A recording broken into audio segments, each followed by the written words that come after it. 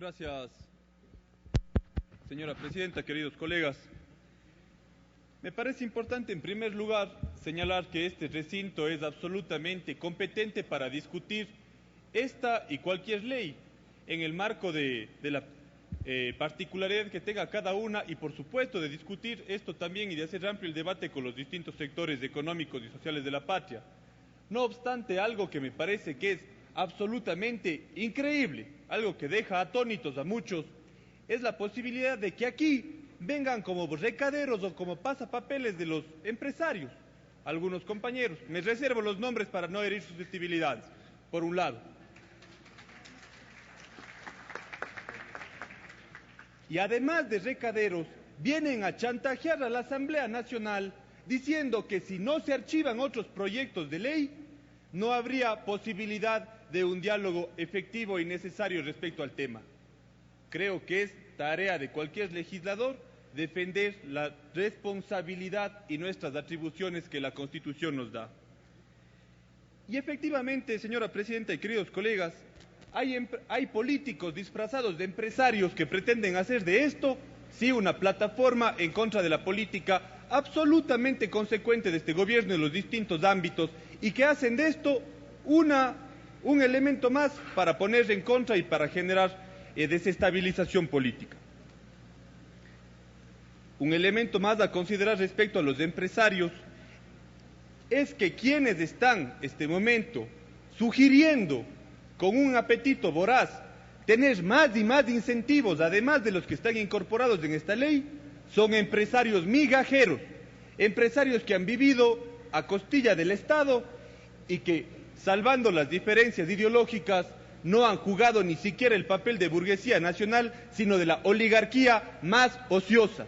Y es por eso que requieren del Estado, por eso quieren esta cuestión.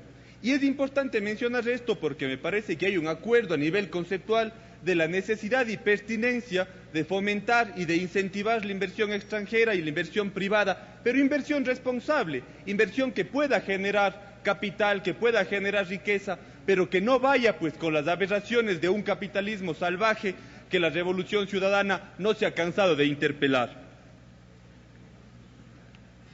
Voy a leer una frase que dice lo siguiente, abro comillas: impulsamos un sistema de comercio e inversión sustentado en la justicia y la solidaridad, que genera mecanismos de control a las corporaciones multinacionales.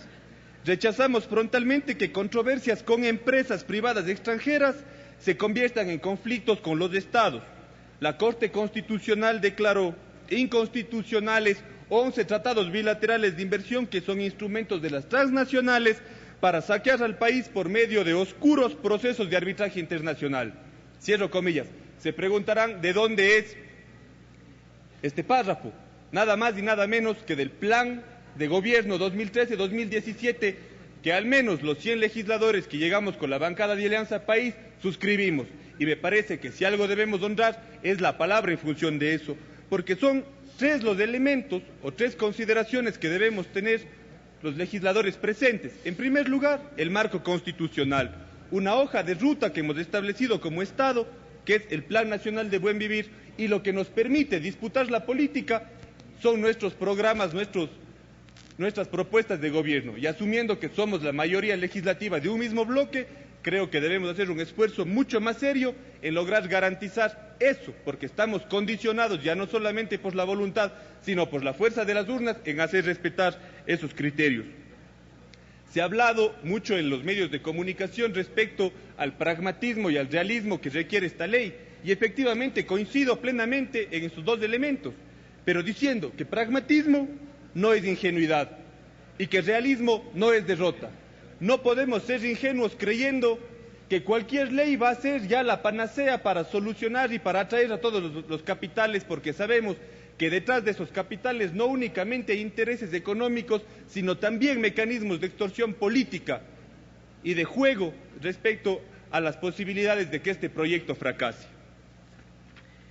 Dicho esto, a mí me parece bastante importante que todas las modalidades de APP que estamos discutiendo el día de hoy puedan estar ancladas al Plan Nacional de Desarrollo. No porque sea inversión puede venir a ojo de buen cubero el empresario y decir: quiero construir esto, quiero invertir en tal lado. Debe haber un necesario anclaje con las disposiciones y los proyectos del Plan Nacional de Buen Vivir.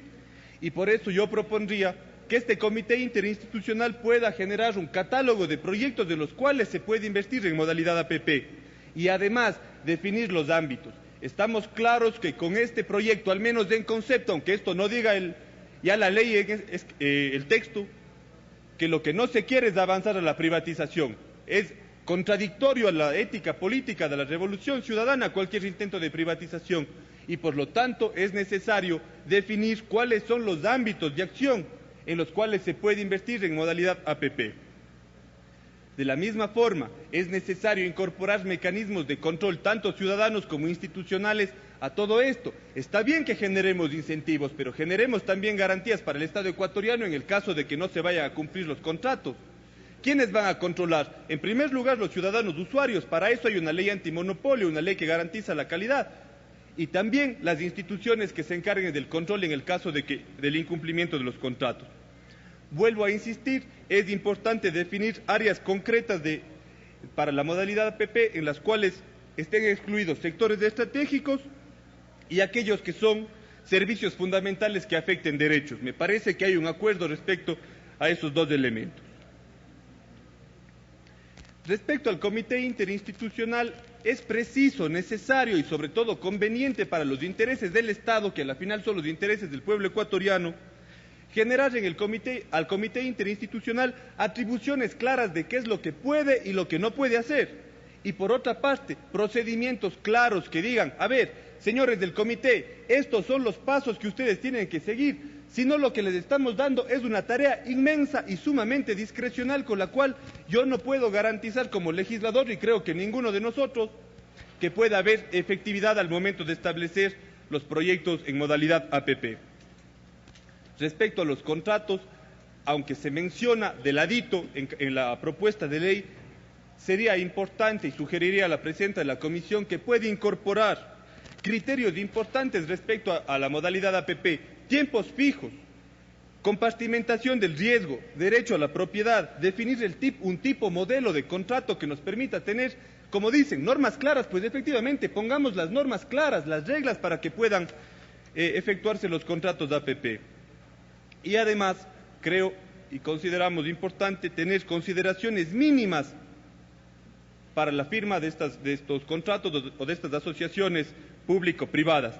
En primer lugar, la incorporación de mano de obra nacional o local dependiendo de las capacidades y circunstancias del proyecto, la incorporación o el uso de componente nacional cuando vaya a hacer construcción de infraestructura y sobre todo transferencia de dos elementos que parecerían iguales pero no son lo mismo, conocimiento y tecnología al momento de la aplicación del plan. Estamos hablando de que la inversión privada sea un elemento más que coadyuve al cumplimiento del Plan Nacional del Buen Vivir, no a la perpetuación de un modelo primario exportador como el que tiene el Ecuador hasta el momento. Y creo que en función de lo que se ha leído, de lo cual, como vuelvo a llamar la atención, los 100 legisladores que llegamos por Alianza País nos debemos a nuestros ciudadanos, las controversias no pueden resolverse en cualquier lugar. Hay una disposición constitucional y una voluntad política expresa de este proyecto político para circunscribirla al ámbito latinoamericano, y mi propuesta sería que incluso podamos dejarlo a nivel nacional, aunque eso podríamos discutirlo. Respecto a la neutralidad de origen que está en el artículo 7 reconocida, a mí me parece importante citar, no es una interpretación propia, sino de la Red de Justicia Fiscal. Tiene un minuto, Asamblea. Gracias, Presidenta. Dice, la facilidad con la que las personas acaudaladas pueden trasladar sus patrimonios y ganancias offshore para evadir impuestos supone un problema serio para los países. La fuga de capitales ralentiza el crecimiento porque reduce la cuantía del ahorro local disponible para inversión y disminuye la recaudación fiscal que podría utilizarse para infraestructuras fiscales y sociales. Con esa pequeña reflexión, vuelvo a decir, de la Red de Justicia Fiscal, me parece que será importante someterlo a discusión. Sobre el artículo 8, hago mías las observaciones que se han hecho respecto a un pilar fundamental de la institucionalidad republicana y democrática del país, y sí pedir que haya una revisión tributo por tributo, porque no por incentivos nos vamos a pasar de generosos con la plata que no es nuestra, porque a la final es el tesoro público. Cada tributo debe tener un tratamiento especial. Con la renta, bueno, hay un acuerdo, pero ¿qué va a pasar con impuesto al valor agregado y con los demás tributos que se han estado analizando aquí? Sobre las disposiciones reformatorias de la legislación de salud, creo que es importante mantener una clara contraposición respecto a lo que está planteado en el texto, de la misma forma que con lo que se derogaría en la Ley Orgánica de Comunicación. Respecto a vedas normativas, para terminar, Presidenta, en lo tributario estamos de acuerdo como forma de incentivo, pero que eso de ninguna manera implique vedas en lo que es laboral, ámbito laboral o ámbito ambiental, en lo cual creo que el proyecto de la Revolución Ciudadana no está dispuesto a hacer concesiones. Muchas gracias. Gracias. Tiene la palabra asambleísta René Yandún.